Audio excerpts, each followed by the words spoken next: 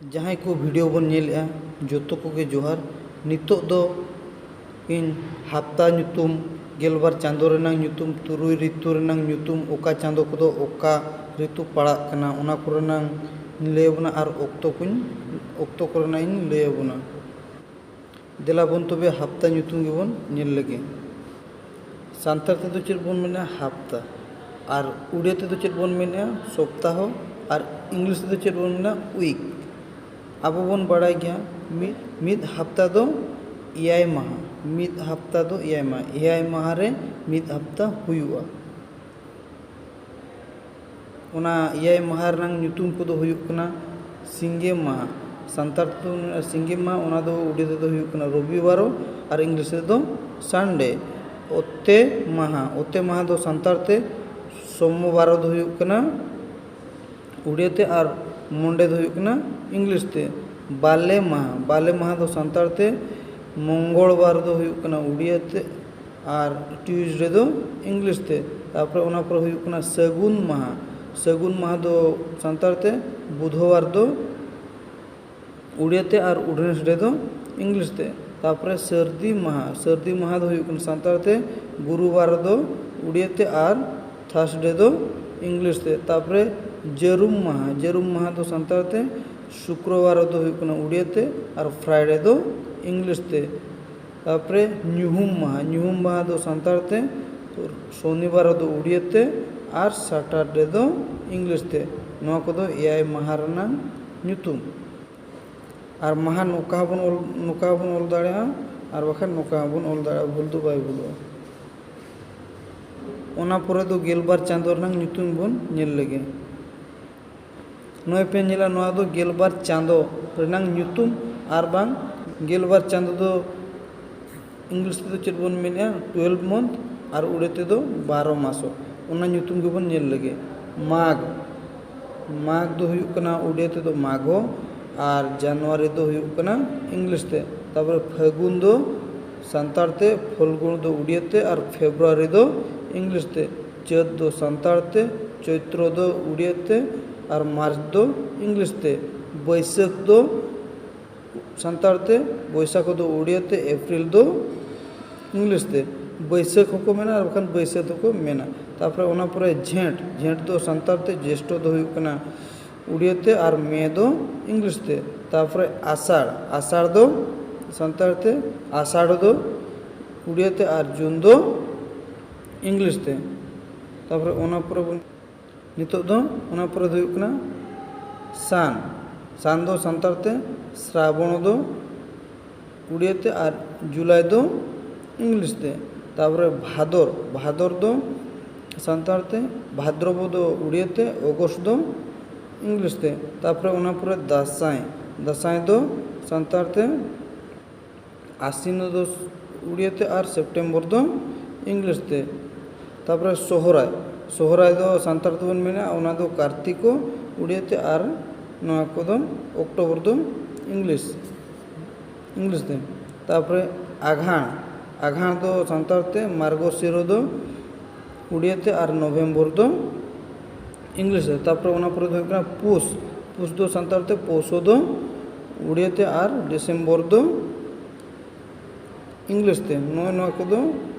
12 मासो रेनांग ᱧᱩᱛᱩᱢ और बांग गेबार चांदो और बांगखान गेलबार चांदो रेनांग ᱧᱩᱛᱩᱢ को दो नोय नोका हेना ओना परे दो बन नेला तुरुई ऋतु रेनांग ᱧᱩᱛᱩᱢ को नोय को दो हुयुक कना तुरुई ऋतु रेनांग ᱧᱩᱛᱩᱢ तुरुई ऋतु दो सांतार ते बन मेना 6 सीजन दो इंग्लिश ते और 6 ऋतु दो उड़िया ते बन मेना ओना तुरुई ऋतु रेनांग ᱧᱩᱛᱩᱢ को दो हुयुक कना नोय प्रथम दो हुयुक कना मिद दो ना राबांग ऋतु ओना दो सांतार ते बन मेना शीतो ऋतु दो उड़िया ते और विंटर सीजन दो इंग्लिश ते तापर निरन ऋतु दो बसंत ऋतु बन मेना उड़िया ते और इंग्लिश ते दो स्प्रिंग सीजन तापर ओना परे सितुंग दो ग्रीष्म ऋतु और इंग्लिश दो हुयुक कना समर सीजन तापर ओना परे जपुद ऋतु दो हुयुक कना सांतार ते और वर्षा ऋतु दो हुयुक कना उड़िया ते और रेनी सीजन दो इंग्लिश ते। तापरे हेमाल ऋतु दो सानतार ते शरत ऋतु दो उड़िया ते और ऑटमन दो इंग्लिश ते। तापरे हावेद ऋतु दो सानतार ते और हेमंत ऋतु दो उड़िया ते और ड्यू सीजन दो इंग्लिश ते बन मेनेआ। नोआ कोदो तुरुई ऋतु रनांग ᱧᱩᱛᱩᱢ को कना। ओना परे दो बन नेला ओका चांदो कोदो ओका ऋतु पड़ा कना ओना बन नेलो। प्रथम दो कना राबांग ऋतु दो ओका चांदो पड़ा कना ओना दो कना पुष और माघ दो राबांग ऋतु पड़ा कना। इंग्लिश ते दो ओकारे पड़ा कना डिसेम्बर एंड जनवरी और उड़िया ते दो पौषो एवं माघो। तापरे निरन ऋतु दो फागुन और चैत बंगा पड़ा कना और बांग चैत बंगा पड़ा कना। तापरे फेब्रुआरी एंड मार्च दो इंग्लिश ते पड़ा कना और ओना फागुन एवं चैत्र दो उड़िया ते पड़ा कना। तापरे ओना पर सितुंग ऋतु दो ओकारे पड़ा कना बैसाख और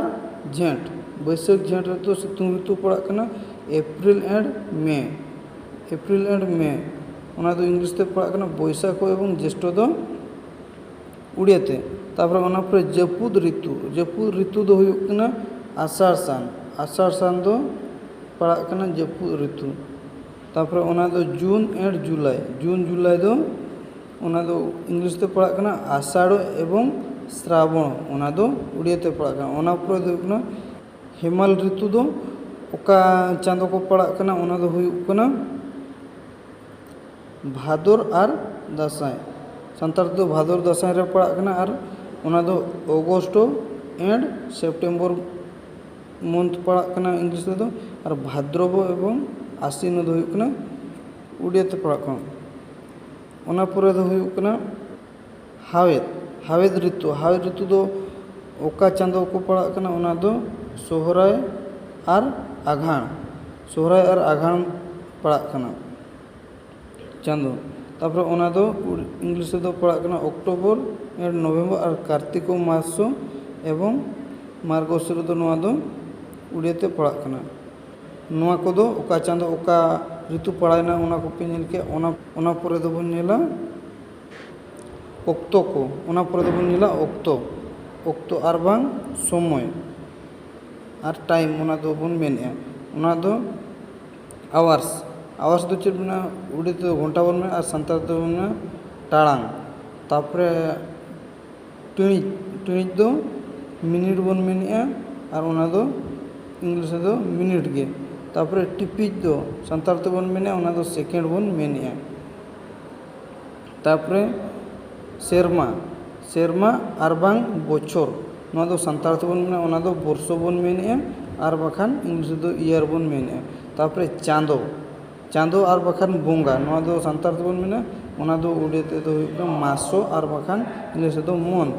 तापरे ओना दो हफ्ता दो चेद बन मेनेआ सप्ताह और वीक्स। और तापरे ओना दो महित दो डेट तारीख कना और बांग डेट। तापरे माहा दो दिनो और बाखान डे सीन